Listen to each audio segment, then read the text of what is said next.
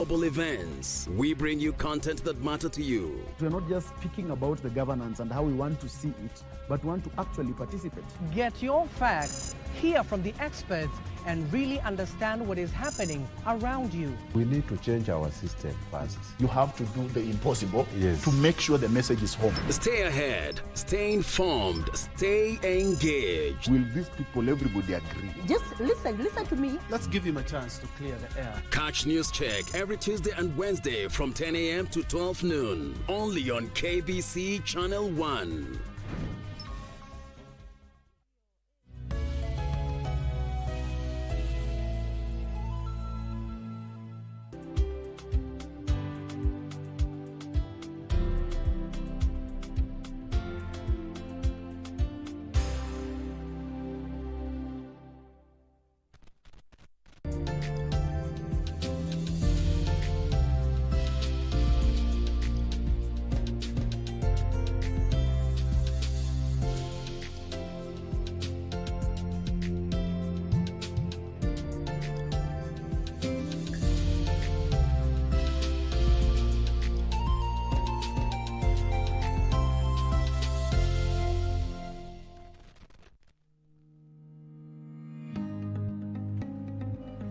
Hizi pesa za Inua Jamii nilianza kupokea mwaka jana mwezi wa 7. Tangu hii bino ya Safaricom ya star 222 # inje, sasa haibidi niende mjini kwa sababu sasa hapa kuna agents wale huwa tunakuja na tunapata hiyo huduma tu.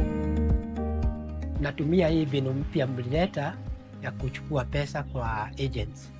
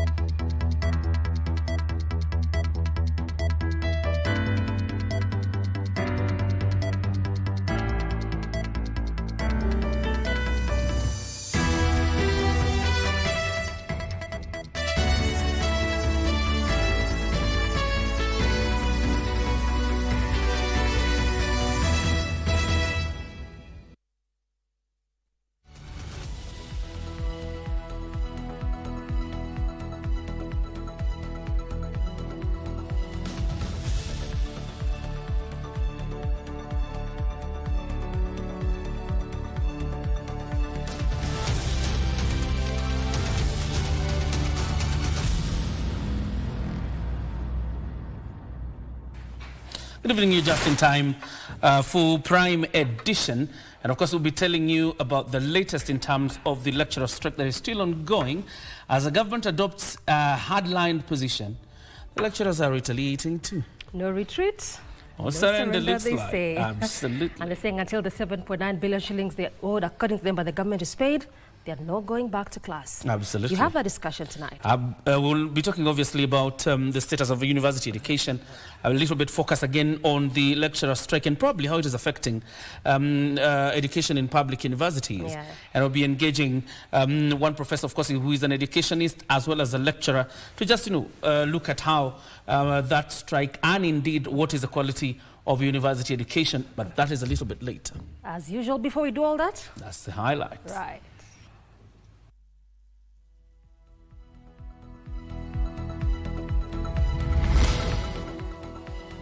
Graft-free police recruitment, National Police Service Commission and the National Police Service warn against bribery in the 5-day recruitment exercise that kicks off Friday.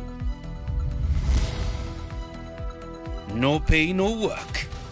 Learning in public universities remain paralyzed as lecturers strike enters second week, with education CS accusing dons of making questionable demands.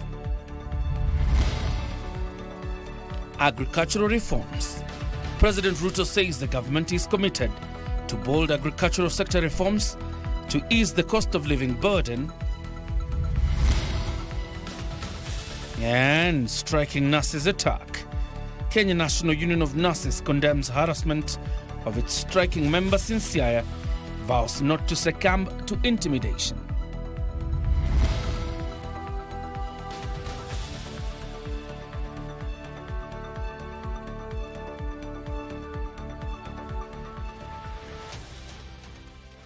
Many thanks for making time for us. This is definitely KBC Prime Edition. I'm Doreen. Arange Lensa Odingo is our sign language interpreter. And my name is John Jacob Kioria. You're very much welcome to the broadcast. To start us off is that story by the lecturers striking.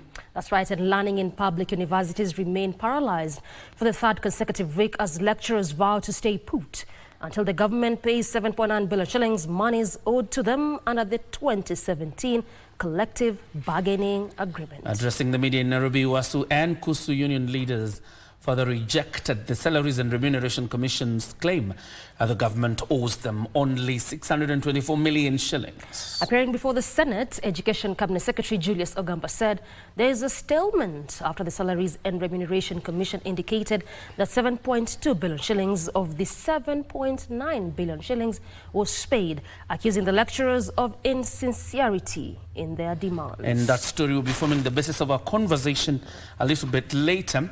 But for now, let's move this forward. And President William Ruto says the government is committed to delivering bold reforms to reshape the agricultural sector and ease the cost of living. Ruto says that already agriculture interventions have helped to improve production while lowering the cost of essential goods like maize, beans, and wheat. Ruto was speaking during the official opening of a 2025 Nairobi International Trade Fair at the Jamhuri Park. Since 2023, the government has been rolling out various incentives aimed at lowering the cost of farm inputs while easing the cost of essential goods. Tukitazamia mbele, mwaka wa 2026, tutasambaza zaidi ya magunia milioni 12.5 ya mbolea katika wodi zote 1550 nchini. Mbali na magunia milioni 4.5 ambayo tayari yamepatikana kwa msimu wa mvua mfupi ambao unaendelea hivi sasa. President William Ruto says that already the government has increased the application of improved seeds and fertilizers as part of reforms to increase food production and reduce the cost of living. There is now evidence everywhere that the decisions that we have made over the last 3 years are giving us results. Housing that has been pending for many years. Today, we are building 170,000 houses across Kenya. They are visible.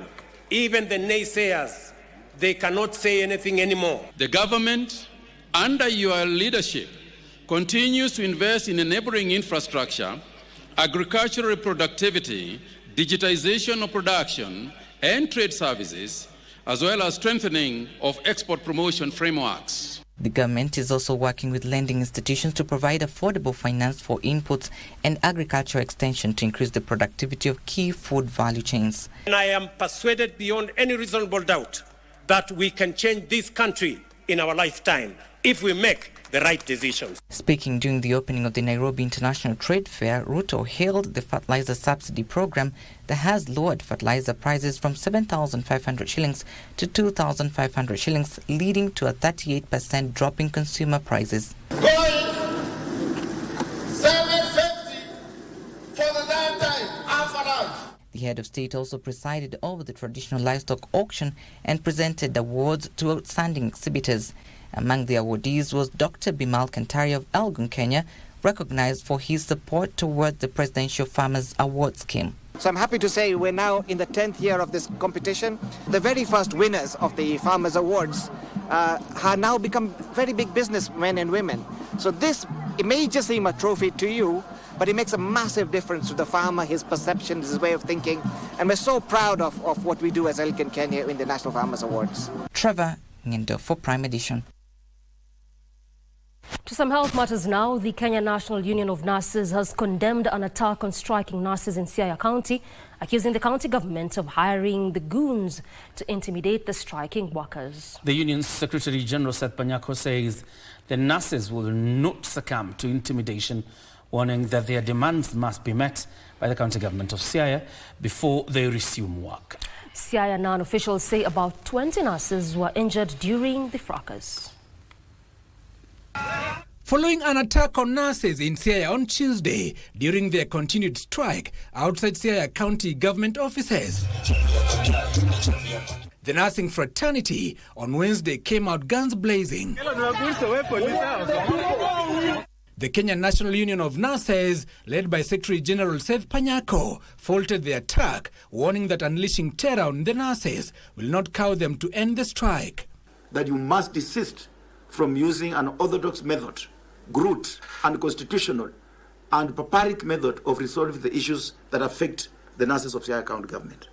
The nurses decried non-remittance of statutory deductions, failure to implement the Salaries and Remuneration Commission circular, and delays in honoring their collective bargaining agreement. Itakuwaje leo unaenda mbele mnavunja mmoja wetu, unawapiga wanavuja damu barabarani wakidai haki, ili hali hawa ni wauguzi.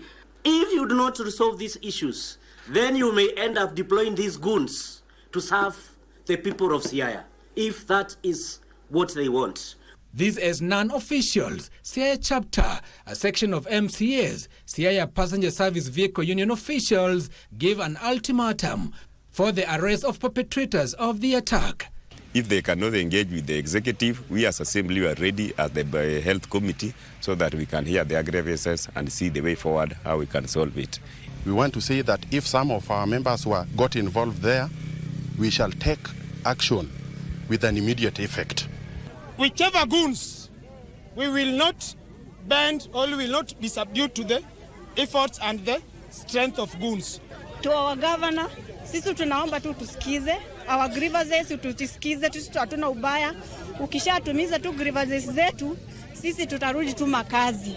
Hatuna ubaya. They said senior Siaya County government leadership cannot escape scrutiny for allowing goons to access the governor's office shortly before the mayhem. We urgently want a public apology by the county boss, the governor of Siaya, Wakili James Agri Orengo, to the nurses of Siaya and also to the nurses of Kenya. 20 nurses are said to have sustained injuries and 5 mobile phones were stolen during the melee. Give us Minor Prime Edition. Now, Deputy President Professor Kioria Kindiki has extended an olive branch to opposition leaders, saying the government is open to working with all leaders, including the former Vice President Kalonzo Musyoka. Speaking in a meeting with grassroots leaders from Kitui in Tharaka Nithi County, the country's second-in-command said the Wiper leader risks losing his moral standing if he continues to associate himself with leaders he accused of spewing ethnic and divisive politics. Here is Abdiaziz Hashim with the details.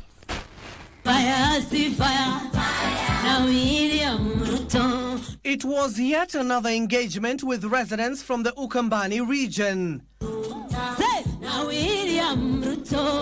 Grassroots leaders from Kitui County joined the Deputy President Kioria Kindiki in Irunduni, Tharaka Nithi County for an engagement.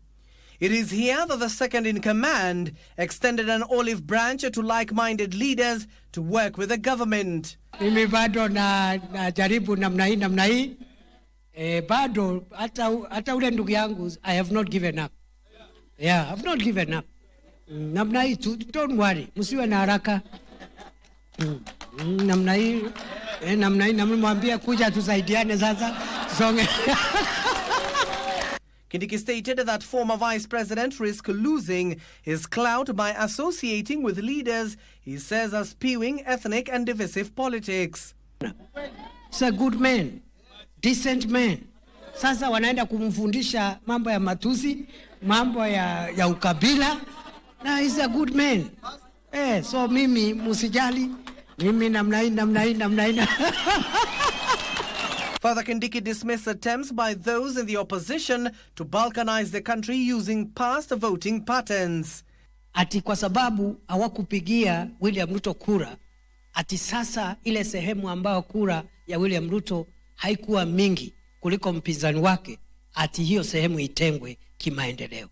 Kwa sababu katiba yetu na sheria yetu hairuhusu kubaguliwa kwa sehemu yoyote, ati kwa sababu walipiga kura nyingi pande hii ama pande ile.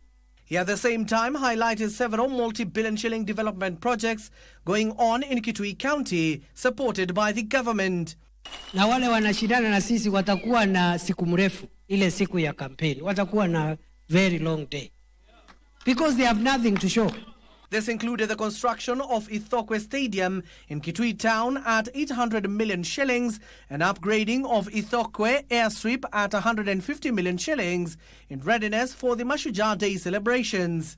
Ikimalizika baada ya sisi kupata sifa ya kuwa na sherehe za kitaifa pale, sisi watu wa pale Kitui County tutabaki na stadium ya kimataifa, tutabaki na kiwanja ya ndege na tutabaki na barabara ambazo zinang'arishwa. Tuwe na town yetu ya Kitui ikiwa town safi. Further, Kitui Town has received a major facelift through recarpeting of roads to elevate its status ahead of the celebrations on October 20th. Abdiaziz Hashim for Prime Edition. And the National Police Service Commission, right before we run by you that story, we take a very quick breather. We come back with more, including?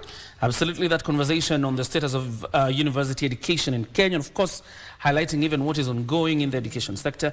Professor Joseph Nzioki, an educationist, will be joining us. We shall have this discussion further, of course, informed by a lot that is happening in the sector. Don't go too far.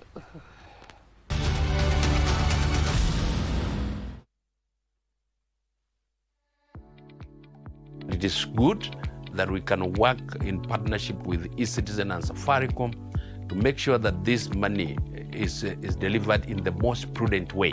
Jina langu ni Joroge Magenda. Nilianza kuipokea 2030. Ilikuwa inanibidi nitoke kwa nyumba niende mpaka kwa agent, niulize agent kama zishakuja. Inanipa furaha kwa sababu sisumbuki. Nikioperate *222 Hatch. Already nimejua pesa ziko. I really want to thank Safaricom. I really want to thank eCitizen for what the partnership that we have.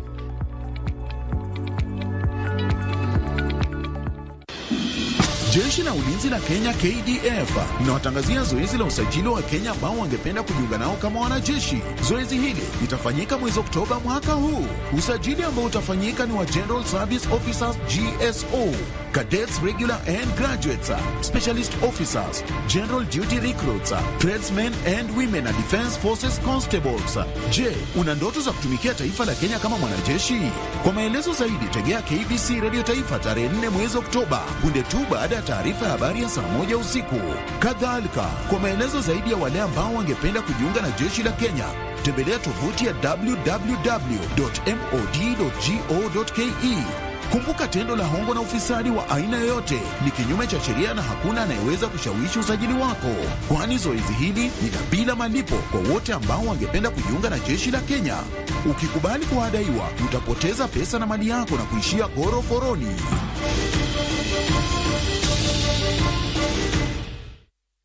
The bottom-up economic transformation agenda is not just a plan on paper. Manifesto tulioandika na tukauzia Wakenya na wakatupigia kura, sio gazeti ya kufunga nyama. It is happening on the ground across Kenya.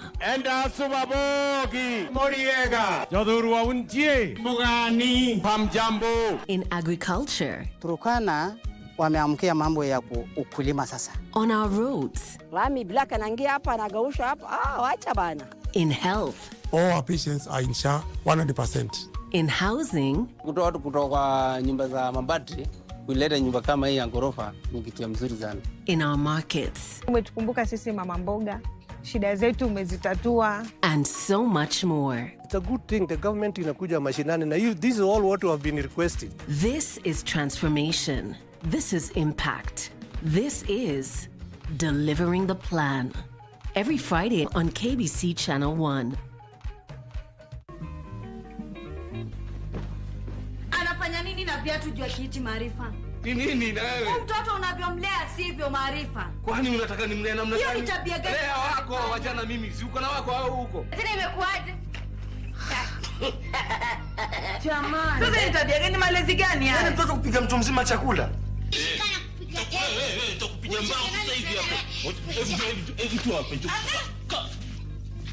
Mtoto ana adabu na watu. Mtoto kupekesheni watu. Hapana zoa. Unajui kuchapa. Hapana zoa hapana. Unajui kuchapa.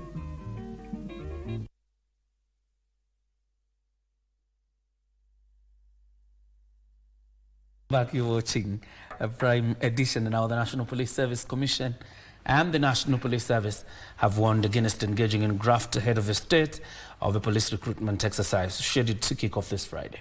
In a joint media briefing, they revealed they plan to recruit 10,000 police constables across the country during a 5-day exercise. NPSC Chairperson Dr. Amani Komora and the National Police Service, that is Inspector General Douglas Kanja, urged the recruiting teams to ensure they uphold high standards of professionalism and integrity when conducting the exercise. Further, they called on all investigative agencies to monitor the recruitment exercise and anyone found demanding bribes or engaging in acts of graft to be held accountable. The 5-day exercise will be held between 8 a.m.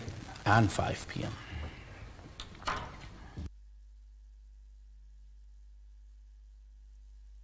The recruitment that of police officers that is about to commence, that will be commencing on Friday 3rd. The officers have been here the whole day. They have actually been taken through the motions, the training of what is it that we expect them to do well in the future. I also want to warn the public that if there is anyone who is going to be involved on matters corrupt practices, both the giver and the taker will have their time in the court. We have been in discussions with as a commission and agreed on the general roadmap, the frameworks and the parameters to use in order to deliver the 10,000 constables within the shortest time possible. And Nigeria is celebrating 65 years of independence under the theme Unity in Diversity, building our future together. But beyond the festivities, a Nigeria politician Prince Adewale Adebayo of the Social Democratic Party says Nigeria's story offers powerful lessons for Africa. Speaking exclusively to KBC Channel 1, Prince Adeboye challenged the youth to leverage their numerical advantage and inspire change across Africa. 1960, Nigeria has seen civil war, military rule, and the struggle to deepen democracy, issues that echo across Africa. Don't shirk your duty, don't indulge in blame game. And if you have diversity, do not see diversity as a disability. See diversity as a test ground. Adebayo argues that Africa must shift from dependence on oil to build human capital, agriculture, and technology. I see oil as a dying industry, an old industry. For example, I have more sunshine than oil. And ability to make green technology is it's more reasonable to our people. For him, youth hold the key to the continent's progress. I understand your frustrations and the reason for your agitation, but I do not want to be seeing you on the streets, burning parliament buildings, blocking the roads, setting fire on buildings. I want to see you inside the parliament, making laws. He adds that Africa's culture, sports, and innovation are already global, proof that with education, security, and unity in diversity, the continent can thrive. Not just education to westernize ourselves, so we speak foreign languages and all of that, but education to reconcile us with our environment. Education that will empower us to understand our geology, our geography, our geopolitics, and will allow us to understand our political economy and solve our problems. Adebayo argues that at 65, Nigeria's experience is a reminder that Africa's future rests not on oil, nor on foreign aid, but on the strength, talent, and leadership of its own people. For Prime Edition, I am Edward Kabasa. To a story that will be forming the basis of our conversation in about 3 minutes. Learning in public universities remained paralyzed for the third consecutive week as lecturers vowed to stay put until the government pays 7.9 billion shillings. That is monies owed to them under the 2017 Collective Bargaining Agreement, CBA. Addressing the media in Nairobi, Uasu and Kusu union leaders further rejected the Salaries and Remunerations Commission's claim that the government owes them only 624 million shillings. Appearing before the Senate, the Education Cabinet Secretary Julius Migos Ogamba said there is a stalemate after the Salaries and Remuneration Commission, SRC, indicated that 7.2 billion shillings of the 7.9 was paid, accusing the lecturers of insincerity in their demands.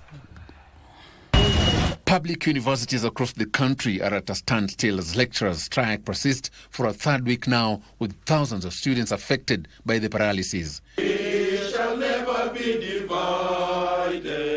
Speaking in Nairobi on Wednesday, University Academic Staff Union Secretary General Dr. Constantine Wasonga accused the government of reneging on its pledge to pay 7.9 billion shillings in the 2017-2021 Collective Bargaining Agreement. 7.9 billion is non-negotiable. The only thing remaining is payment. And as you verify, get it, our members will be waiting outside. So you better expedite the verification. Despite Vice Chancellors having warned staff to return to work or face disciplinary action, union officials remain defiant. You are our colleagues. I've never seen headmasters or principals of secondary schools issuing ultimatum to NAT or COOPET. Who be with you? Get hold of the skunk and slay it. Don't run away into these threats, threatening our members all over the place. It is their right to be paid. His counterpart, Kenya University Staff Union Secretary General Charles Mukwaya, faulted the Salaries and Remuneration Commission for what he said is misleading the public by stating the government owes them only 624 million shillings. The Salaries and Remuneration Commission's claim of a mere 624 million shillings as the outstanding amount for the 2017-2021 CBA is a gross misrepresentation of a settled legal facts. Education Cabinet Secretary Julius Migos Ogamba says the 7.9 billion shillings being claimed by lecturers in the 2017-2021 Collective Bargaining Agreement is suspect. SRC informs us that that amount of 7.9 billion has been paid to the extent of 7.2 billion, leaving a balance of 624 million. So there is a question of how much is outstanding between what the unions are asking for and what the government is saying is owed. Ogamba said the court directed the strike to be called off to allow for reconciliation. The union makes us strong. Joseph Ohungu for Prime Edition.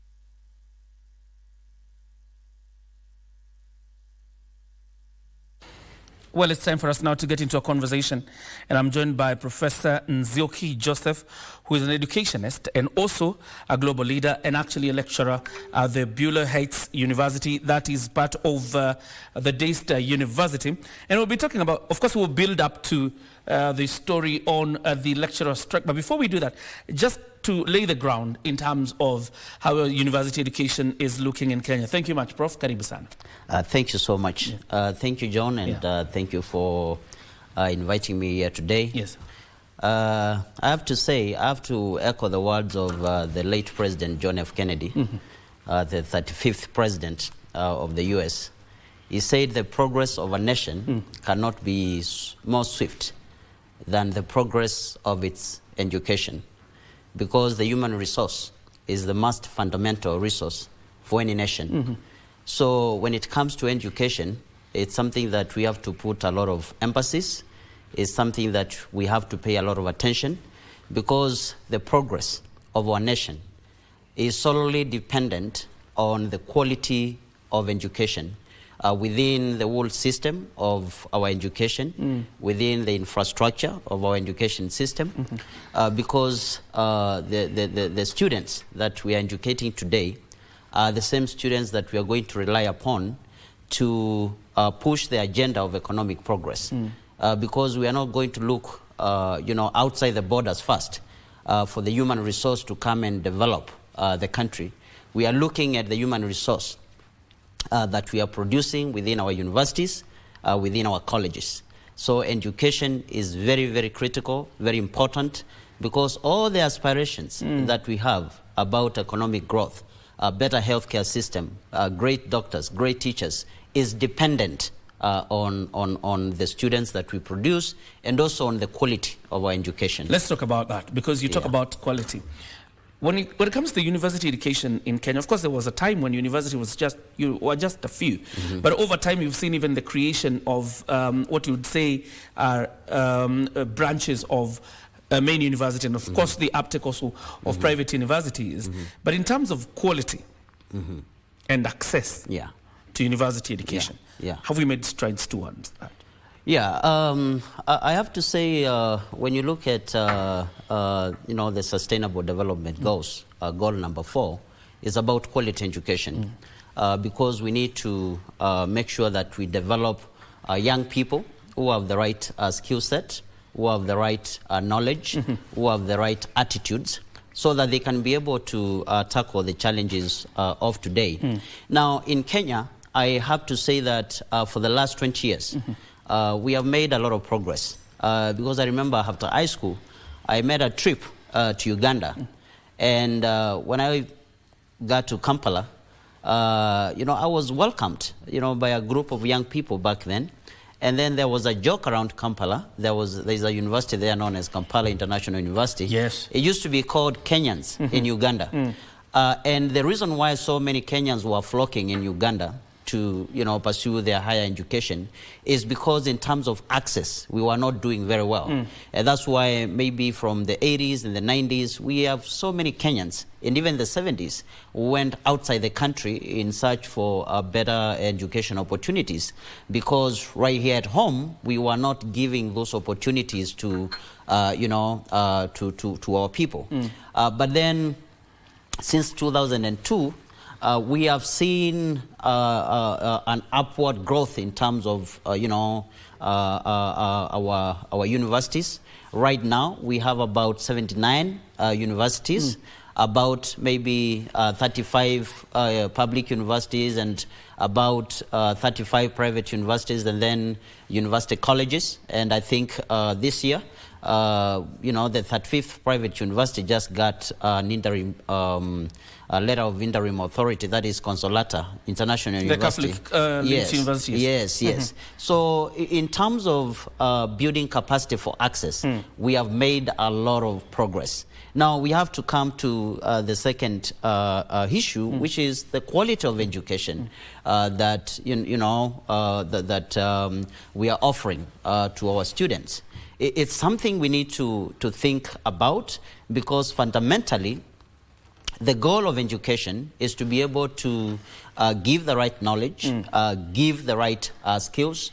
But what we are seeing, in our university system, there's a mismatch between what our students are being taught and the realities of the industry. The job market. Yeah, the job market. Okay. Instead of preparing students that are ready for the job market, it's like sometimes we let people go through 4 years of learning and then not prepare them for where they are going to utilize the knowledge and the skills that they're learning within the universities. So I think we need to look at our curriculums, because some of them are outdated. Right now, John, we are talking about artificial intelligence. We have seen the fourth industrial revolution, and we have to ask ourselves, even as educators, when our students come to our universities, are we really preparing them for the job market? Or are we just, letting them go to university for the sake of it? So that is a question that we need to ask ourselves, and then work towards making sure that we give our students quality education that matches the job market. And here comes another headache. Our top story today. This is the second week of the lecturer strike in public universities. Tell us from where you sit. How do the strikes affect the very gains you're talking about of quality education. Of course, you say there's sometimes a mismatch, but you can't deny this progress made in terms of even improving the quality of education that we have. But particularly in public universities, what do some of these kind of strikes do? Well, of course, they have a very negative effect on students, because I think during a day I read a story and the headline was, you know, students are idling, you know, in the university campuses. Yes. John, this financial year, the government of Kenya allocated 708 billion towards education. That's about 28% of our budget. And that means that the Kenyan taxpayer is investing a lot towards you know, the education sector.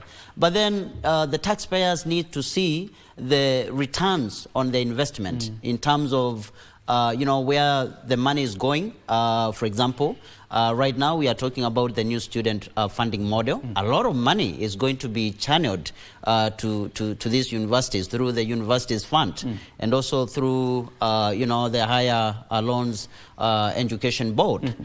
So I think it's imperative that we understand the lecturer strike, because the university is as good as the lecturers, you know, that are in those universities. Because for you to get quality education, you need great teachers. You know, you need great infrastructure.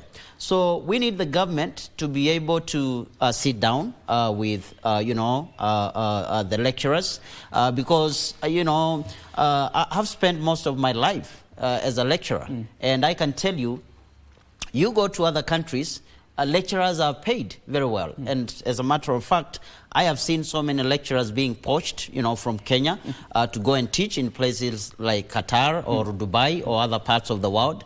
That means we have great lecturers around. And it's important for the government to take these lecturers very serious, have a sit down with them instead of engaging in proxy wars at the expense of the students. And also it's important for the government to realize that they need to remunerate our lecturers well. And then we demand results from them, because we are entrusting them with our most fundamental resource, and that is the human resource. So it's important that we don't just see this as a strike, but we see this as something that is affecting our future, because the doctors, the students who are, you know, in school studying to be doctors, studying to be nurses, studying to be clinicians, you know, they are there, and the government is investing a lot of money to train those people. But if they are not in school learning, if the lecturers, or rather the tutors, are not at the university halls, then you know, our investment is going to go down the drain. So it's important that whoever is concerned, and I have seen our CS, Ogaba, you know, addressing that issue, but that was not the right platform to address the lecturer strike. It's important that people learn how to engage, to sit down and have a conversation and solve these issues. All right. Yes. I want us to take a very small breather. But of course, when we come back, the question of how private universities then try to cure some of these problems that you see. It could be the issues of funding, could be issues of strikes, because again, you remember they were on strike last year, probably a period like this, and we'll talk about how private universities are trying to loop into this gap. We're taking a short breather, don't go too far.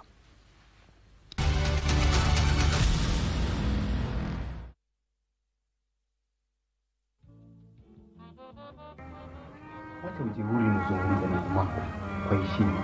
Wataka niendeleze? Ndio kweli. Hata sijafanya nini? No, usiende mahali. Enda kamlete. Lakini mahari ishalipwa. Irudishe. Sina haja na mahari. Maimuna tu ndio mjamzito. Mjamzito? Na la pili, siku nyingine ukasubutu kuzungumza na mimi kimadharau vile ulivyozungumza sasa. Sikiza Singita. Nilikupenda kwa muda mrefu sana, lakini wewe una kichwa kigumu. Singita na Pash, hakuna mpenzi.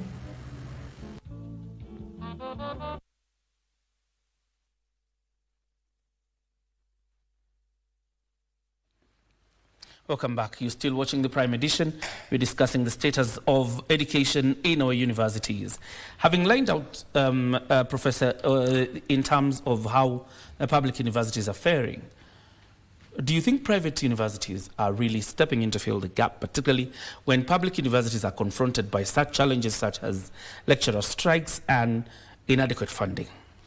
Yeah, I think the private universities that we have around are providing a very important role. They are, they are playing a very critical role in terms of contributing to the higher education space. Like if you see the history of how private universities emerged in Kenya, you see USIU coming into play in 1973 when there was, a persistence of strikes within our public universities. And, institutions like Daystar University and later on institutions like St. Paul's University and so forth. And also, our students, going to study outside the country. Our private universities, they have the infrastructure. They have the human resource. They have the human capital. And but I think that this is not just a question of private versus public. A university is a university. All universities in Kenya have a charter. But John, I want you to understand this. Private universities don't get funding directly from the national government. There's maybe the students, they get loans, to go and study in private universities. The thing is, our public universities are the most funded by the exchequer.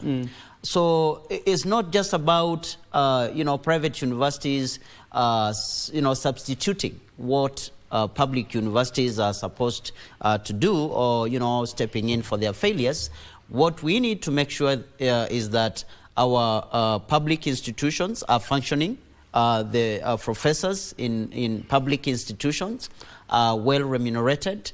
They are well motivated because we are spending so much as taxpayers. And also you can imagine, a child that maybe a father or a mother sold a goat in Turkana and then, send them all the way to, for example, University of Nairobi. And that child is not in school. The government is losing, the parent is losing, the taxpayer is losing. So it's important for the government to be very serious about the investment that is it's putting in public universities, because private universities are there.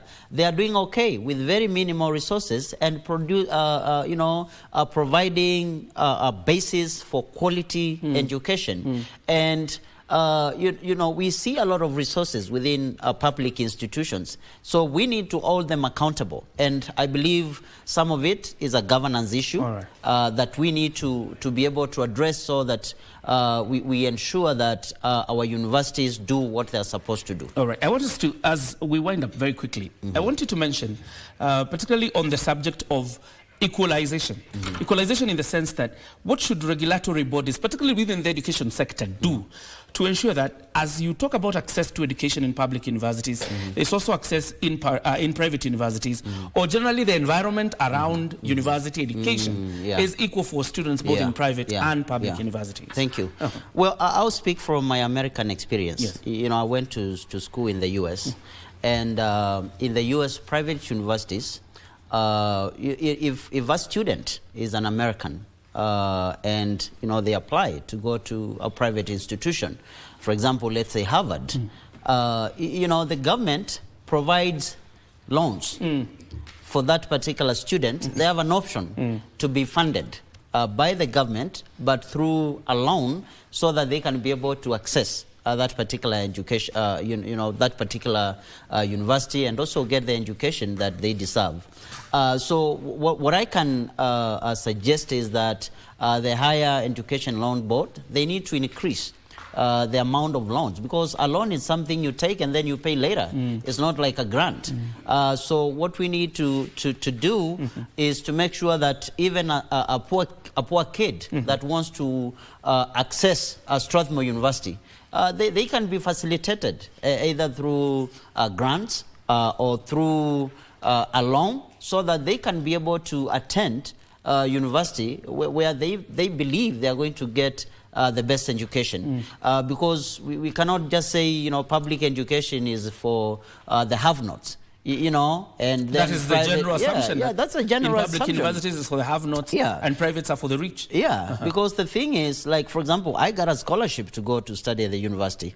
And that means, like, if I did not have that scholarship, most likely I would not have been able to access education in the US. So it's important for the government, the private sector, to provide a mechanism and also to mobilize resources to ensure that if I need to go to Strathmore University, if I need to go to Daystar University, money should not be the factor that makes me decide whether I go to Jomo Kenyatta University or I go to Strathmore University. All right, quite interesting. Thank you. Thank you for your time, Professor Nzioki. Thank you. Joseph is an educationist and a lecturer at the Bulow Heights University. Quite an interesting conversation probably that we need to escalate in the coming days. Yeah. Of course, in light of what is happening in public universities. This is how we put a cap on the Prime Edition interview. Don't go too far. Doreen is up next with business. Did I tell you her middle name is Elizabeth? All right, time for your business news right now. And we start with the story on President William Ruto, where he says that the government is committed to delivering bold reforms, and this is to reshape the agricultural sector and ease the cost of living. Ruto says that already agriculture interventions improve production, and this while lowering the cost of essential goods like maize, beans, and wheat. And he was speaking during the official opening of the 2025 Nairobi International Trade Fair at Jamhuri Park.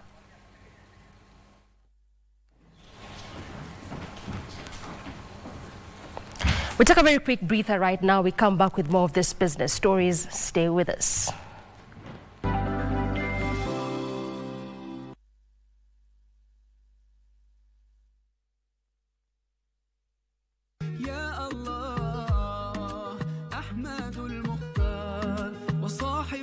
Katika Uislamu, ndoa si tu uhusiano wa kimwili bali ni daraja la baraka, rehema na utulivu wa nafsi. Tunaangazia baraka za ndoa kwa mujibu wa Qur'an, hadith na maisha halisi ya Waislamu. Ndugu zangu watazamaji, katika malezi ya watoto natakana umfundishe Qur'anul Karim yule mtoto wako. Na wewe ni mchungu, utaulizwa na Allah yaumul qiyama. Uliwalea watoto katika malezi gani? Uliwalea na simu? Uliwalea maziwa lala? Ama ulimlea kumjua Mungu na Mtume Muhammad sallallahu alayhi wasallam? Malezi haya ya mtoto mazuri yanaanza pale unapochagua mke au mume wa kukuoa. Hakikisha ya kwamba yule anayekuja kukuoa ama yule unayemuoa amevipitisha vile vigezo ambavyo Mtume Muhammad sallallahu alayhi wasallam amevisisitiza.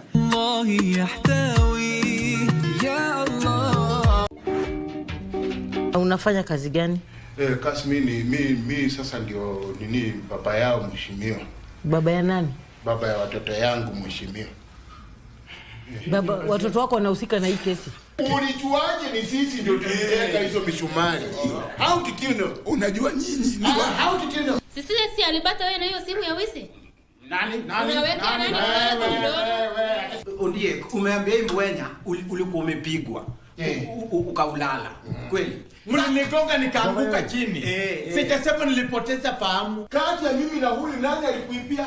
Nyinyi wote. Si nyinyi wote, ulimesema wawili. Unasema machambashi mlishirikiana wawili. Na ndio hawa. Ngori nimefanya yenyewe mweshe yenyewe nimejutia. Na naomba tu imbu wenye yenyewe kwa upole juu ni siku yangu ya kwanza muweze kunisare.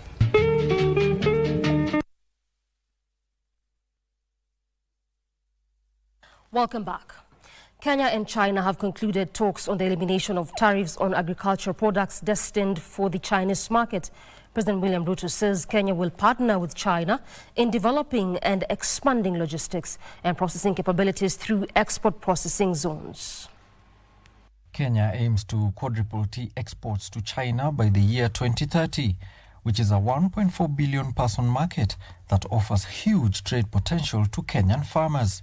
But to achieve this, some of the agricultural products exported to China, such as tea, coffee, and avocados, need unlimited access to the Chinese market.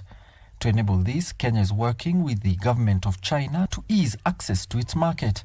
We have just concluded agreement with the government of China, with the African continent, on elimination of tariffs on all our agricultural products, from tea to coffee to avocados to macadamia and all the other products. To expand and create jobs with more opportunities to locals, Kenya is turning to the private sector to improve export facilities and surrounding infrastructure. Products that will be manufactured in our special economic zones in Kenya, there will be an exhibition for those products here for other markets. There will also be an exhibition for other products from other parts of the world. And I must congratulate the investors who have demonstrated confidence in Kenya by putting this investment. Speaking during the laying of the foundation stone for the China-Kenya International Commerce Center, a mixed-use development project at the Jamhuri Showground in Nairobi, President William Ruto said the project, which is promoted by China Plaza Group, aligns with a Vision 2030 and the bottom-up economic transformation agenda. These friends, the investors who have confidence in our country, they are going to invest 5 billion shillings in this facility, and it is because we have worked on making sure that those who want to invest in Kenya will know that there is a stable economic environment. The 5 billion shillings project spans more than 68,000 square meters. Alanauko, Prime Edition. Coffee cooperatives deductions such as loans and operational costs will be prioritized and treated as fast charge in the direct settlement payment system. Cooperatives PS says 13% of all DSS payments will be used to settle amounts owed to cooperatives to ensure the societies have access to adequate working capital. Kenyan coffee exports increased 9.6% to 54,000 metric tons in 2024 from 49,000 in 2023. During the same period, coffee production increased 1.6% to 50,000 metric tons. The government plans to increase production to 150 metric tons annually in the next 5 years. Part of the reforms to streamline the coffee subsector will see the entrenchment of the direct settlement system in all coffee payments, despite opposition from some societies. Cooperatives Principal Secretary Patrick Kilemi says modalities will be formulated to ensure the direct settlement system gives priority to cooperative loans and operational costs. If farmer has committed aside the rate papers, then DSS is able to recover that. Same as Sheriff Fund, the way the same DSS is able to recover for KPCU. Coffee cooperatives have been encouraged to reduce their operational cost to ensure farmers earn more from their produce. The owners of coffee are farmers. It cannot be that the farmers who sweat every day to produce this coffee cannot be participants in the returns of their coffee. Kenya is exploring new markets for its coffee as talks to start coffee shipments to China, South Korea and India are at an advanced stage. We have seen a lot of inquiries from the Chinese, the Koreans. Again, the young people are moving towards coffee, even in India.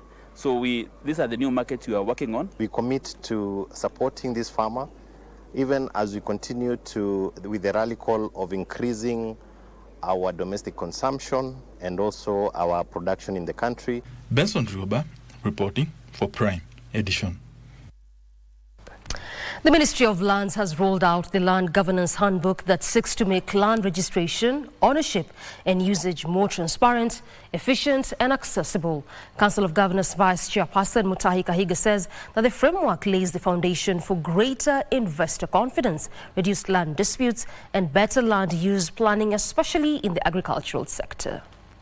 Land reforms, which include digital land records and mapping, will enable farmers secure land tenure, reduce boundary conflicts, and access services like agricultural loans, insurance, and subsidies.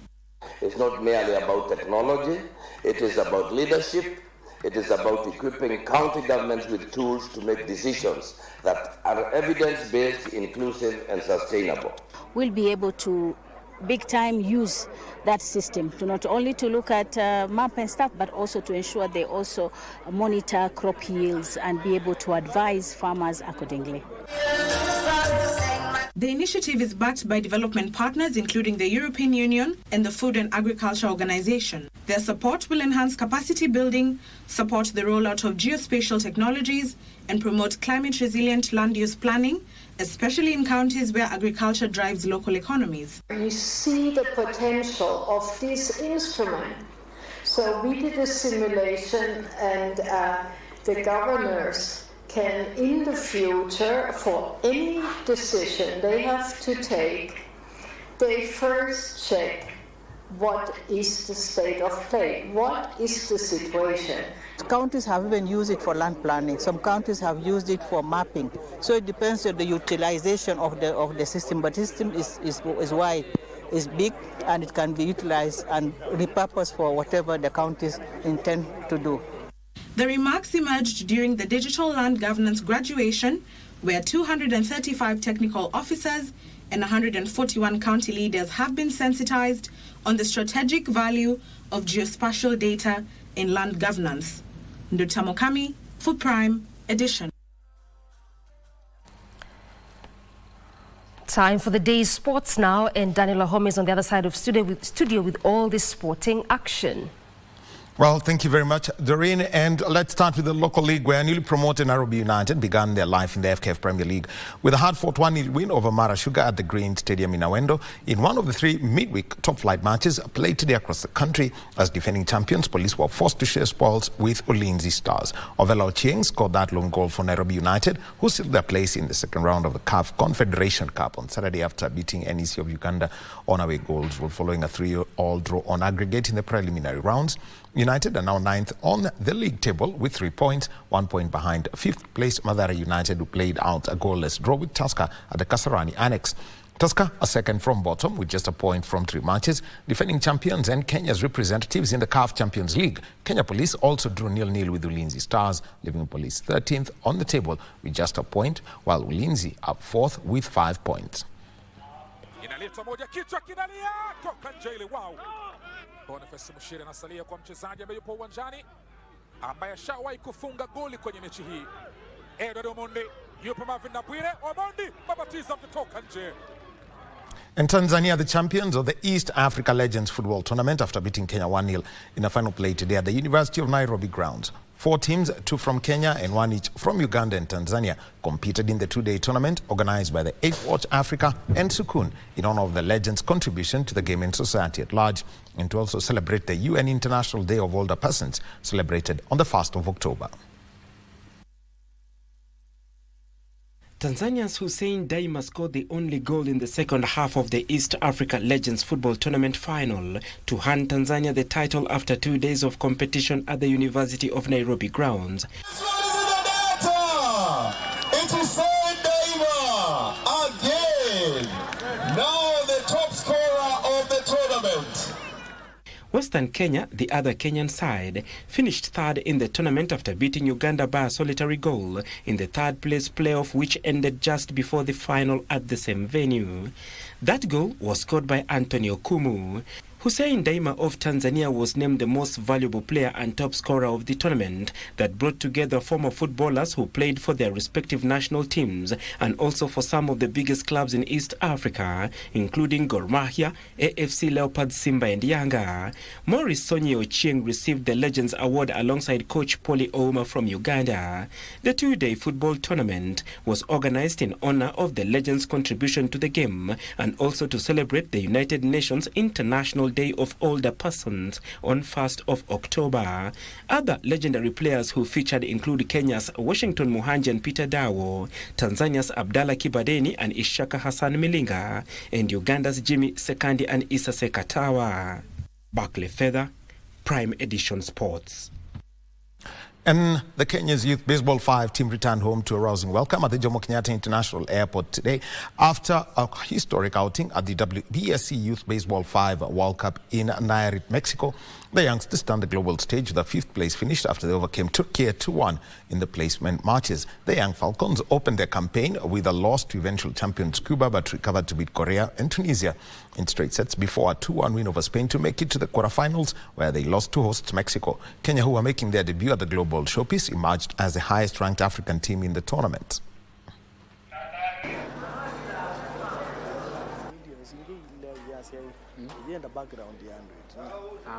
We are so proud of ourselves and of our country, and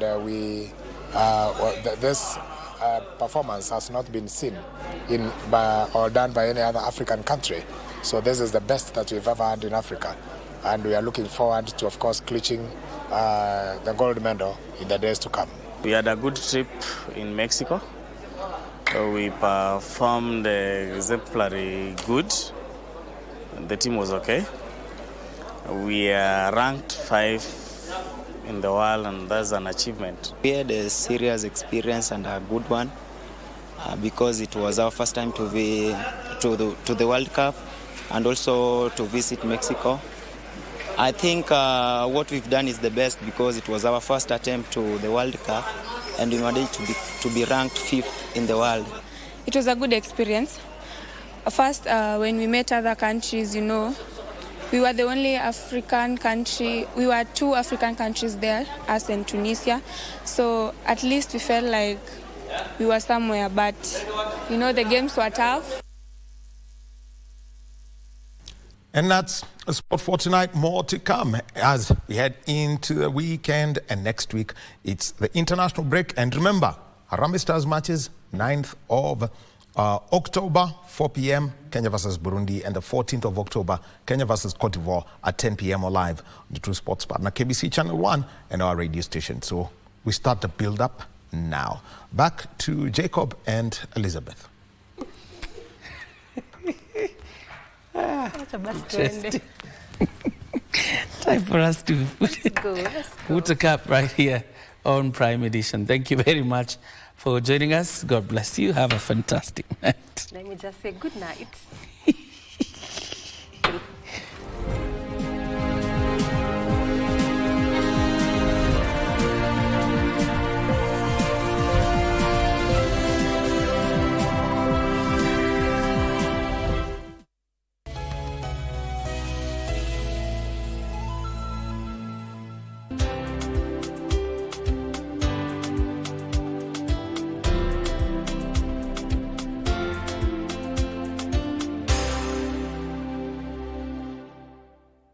Tushinde.com. Cheza safe, cheza smart. Gambling is addictive, not for persons under the age of 18 years. Dosi amelala, sukuma moja. Wewe pia ndio muoga. Ndio maana Master Demi ilikupita. Demi haiko nipita bwana. Mimi najaza entry ticket zangu. Wewe hata unajua namba ya kusenda. Si ni star 419 hash. Option. Ni Probox. Bwana finya hiyo kitu. Mfinye. Finya hiyo kitu. Nvinye. Finya hiyo kitu. Nvinye.